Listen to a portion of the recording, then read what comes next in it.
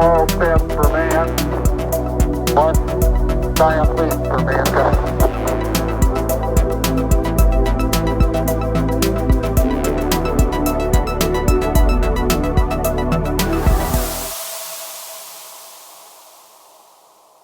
O Grupo de Ciência na Escola é um projeto de extensão do CCEN, da UFPB, que promove momentos de cafezinho para debater questões intrigantes da ciência no mundo contemporâneo.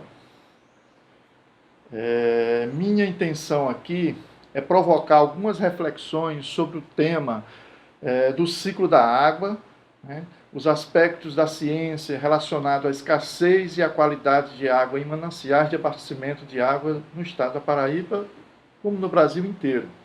Então, eu vou fazer 3 provocações. Uma relacionada aos eventos de crise hídrica nessa segunda década do século XXI. Falar um pouco sobre o ciclo hidrológico no contexto do estado da Paraíba, né? E tentar fazer um arremate em algumas sugestões de ações no que fazer, né? Qual a tomada de decisão subsequente.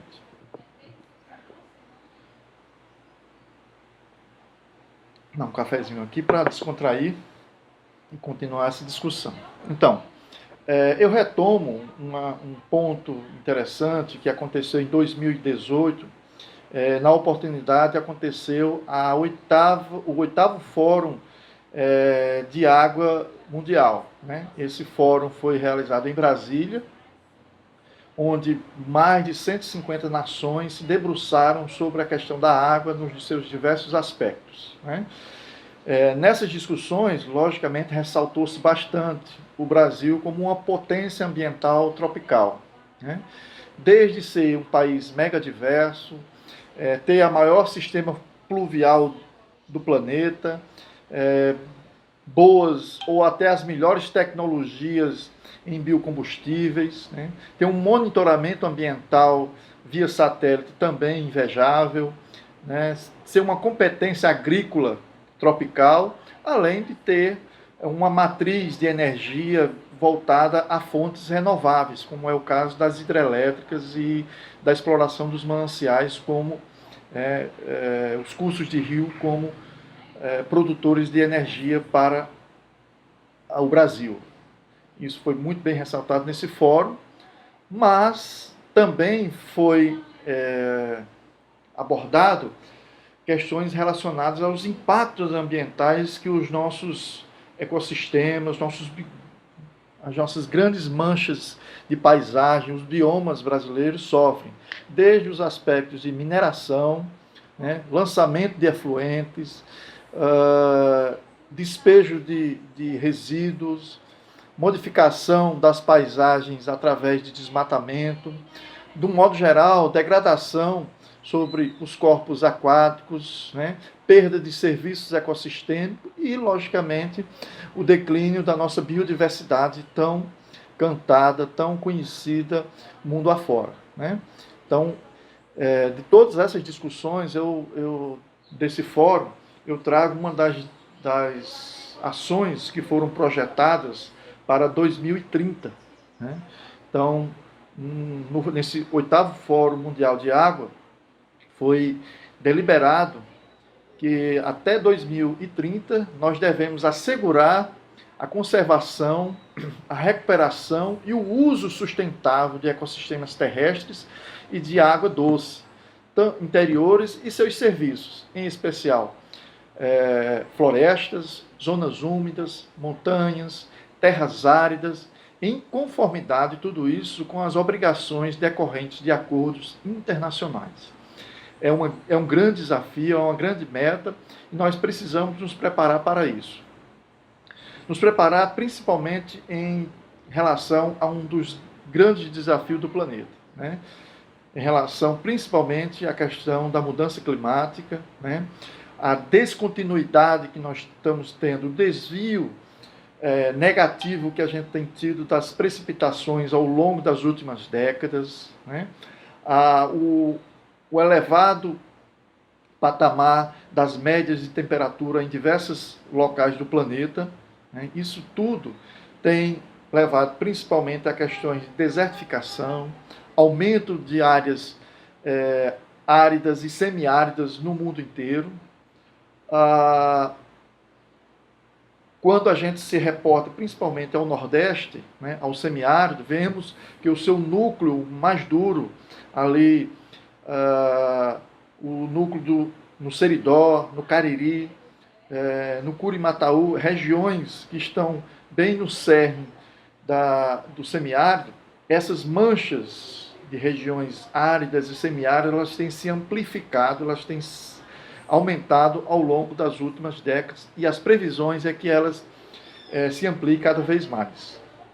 E, logicamente, essa relação é muito próxima nossa, porque o nosso semiárido é um laboratório a céu aberto, em vivo e atual, do terror da mudança climática, né? Eu classifico a mudança climática hoje como um do terror, e ele vem na forma principalmente das nossas secas, né? Das nossas descontinuidades de água ao longo do tempo. Haja vista, nós tivemos aí, desde 2012, né, uma redução gradativa dos aportes de chuva em diversas paisagens, principalmente aqui no semiárido paraibano.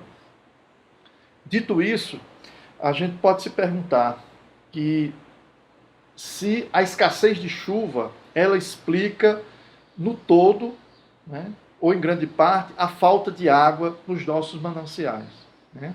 Então essa é uma discussão importante para nós não nos atermos, principalmente de maneira ilusória, a pensar que a mudança climática é só uma questão de ciclos da Terra, né? Que é só uma questão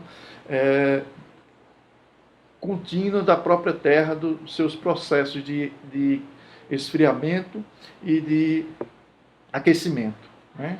Então, sabemos já bem categoricamente que o problema não é só a falta de chuva, né? O problema não é só uma questão natural dos ciclos contínuos da Terra.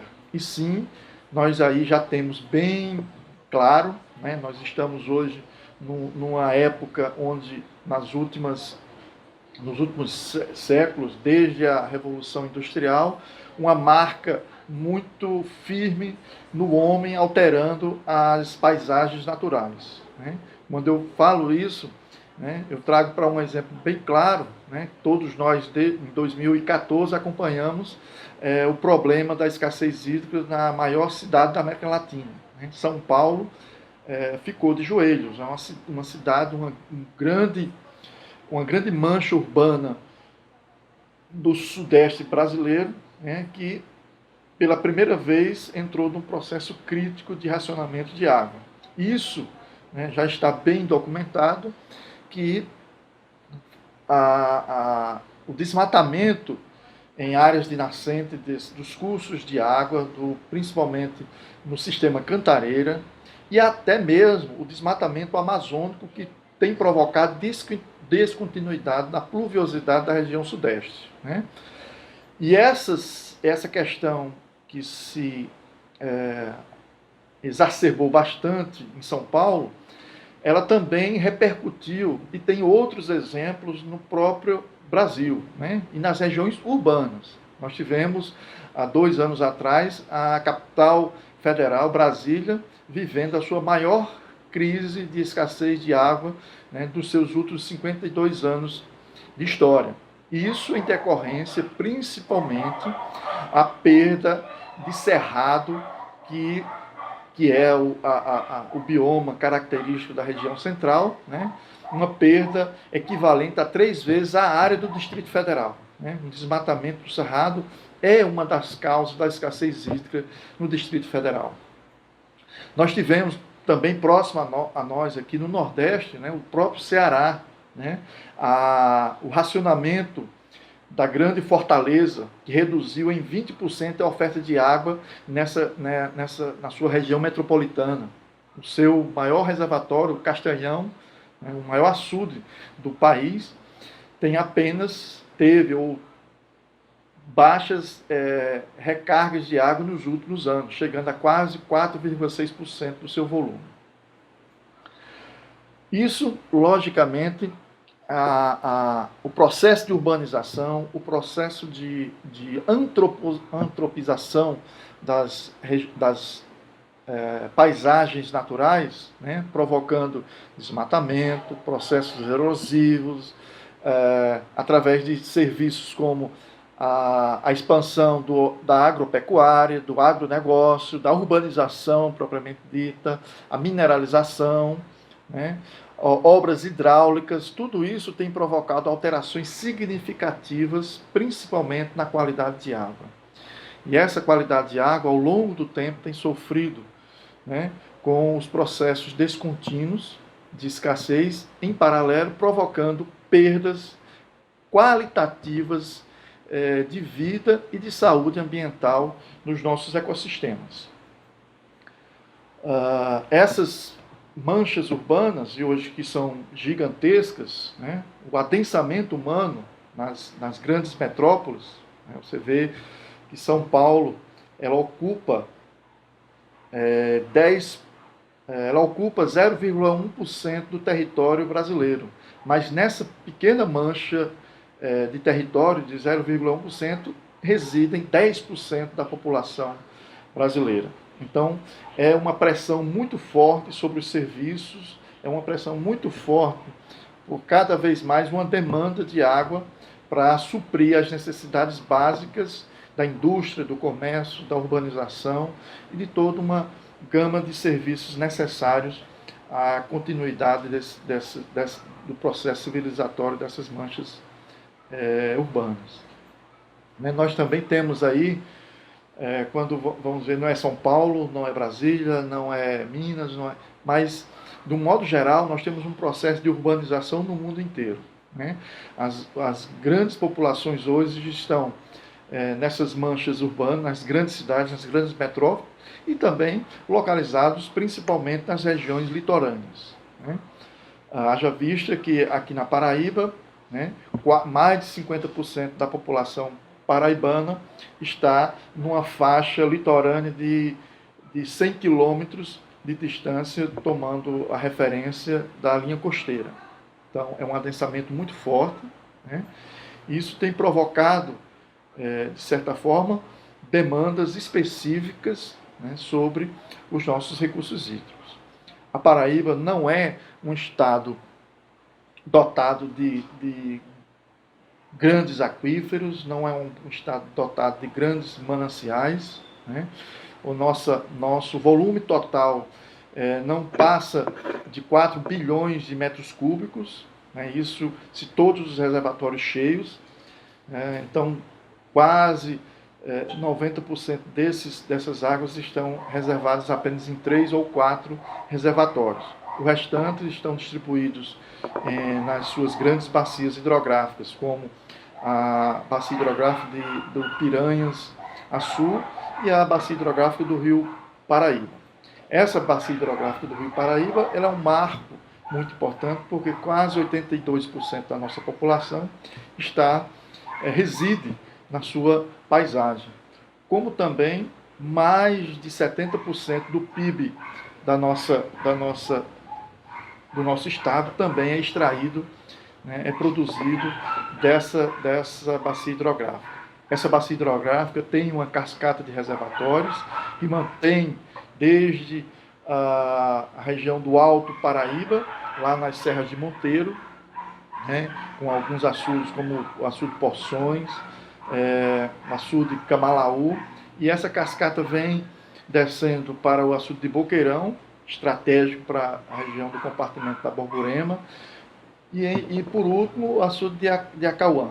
Depois essa água segue para a região litorânea do estado. Esse gradiente de leste a oeste do estado, né, se a gente fizer um percurso partindo da região litorânea, nós vamos ver que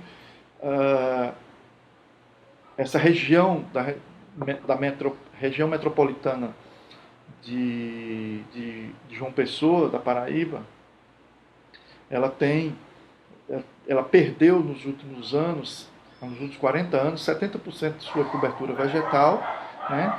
E a Paraíba nos últimos 4 anos, tem registrado um desmatamento de mais de 90% da Mata Atlântica do seu território. Isso dados do IBGE. Isso é muito significativo, isso é muito assombroso, né? Isso provoca mudanças drásticas ambientais nessa região, né? Além disso, não só nessa região litorânea, nós temos todo um gradiente partindo de leste para oeste, onde esses reservatórios passam, esses reservatórios que eu acabei de citar, passam por processo de eutrofização, passam por processos de contaminação através de agrotóxicos, por uso indiscriminado desses produtos, passa por processos onde a gente não tem saneamento básico, onde a gente não tem os resíduos sólidos sendo guardados em lixão, são dispersos nas paisagens como lixões, né? O uso do solo, a exploração do solo ainda é muito primitiva. O desmatamento do bioma característico da Caatinga e, logicamente, o tráfico de madeira nobre, de madeira de lei, né? E o processo de mineração que se dá no Cariri paraibano. Todo esse complexo aí tem levado ao desmatamento, né? Mais de 910 mil hectares da Paraíba já foram desmatados. A bacia do Paraíba é uma das que mais sofrem, haja visto o processo de assoreamento dos cursos d'água, do leito dos rios e do fundo dos açudes, perdendo volume, perdendo capacidade de armazenamento, né? Então, tudo isso se junta a problemas urbanos, né? Então, onde a gente tem, por exemplo, o baixo investimento no sistema de águas urbanas, né? No sistema de saneamento. Então, enquanto a rede de água no país, a média é de 75%, né? Nós vamos ter uma média da Paraíba em torno do Nordeste de 36,7%. Se junta a isso o desperdício de água, se junta a isso a falta de fiscalização, a pressão sobre os usos múltiplos dos ecossistemas aquáticos e, no meio rural,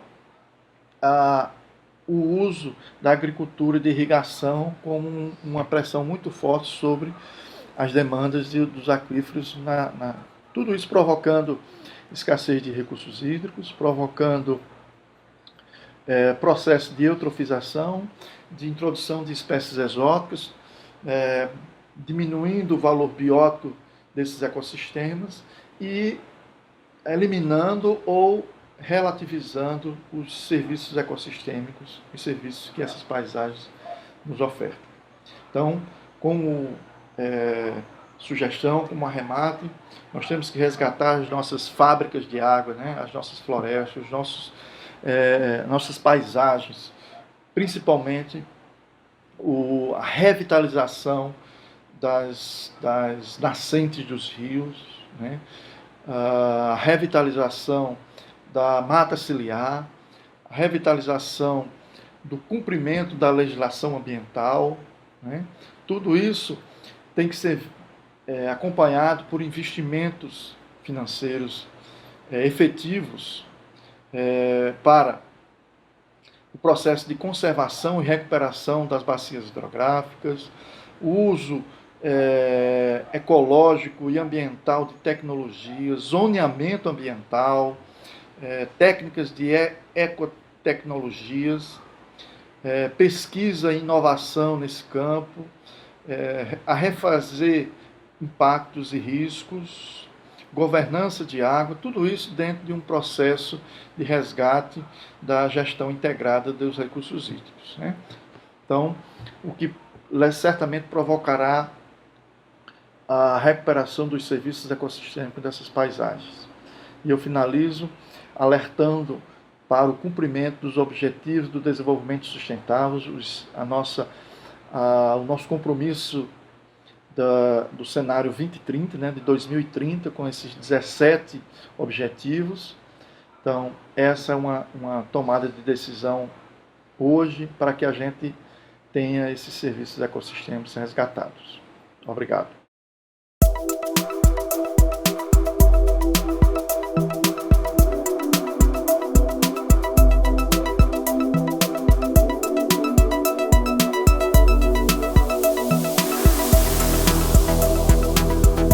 That's one small step for man, one giant leap for mankind.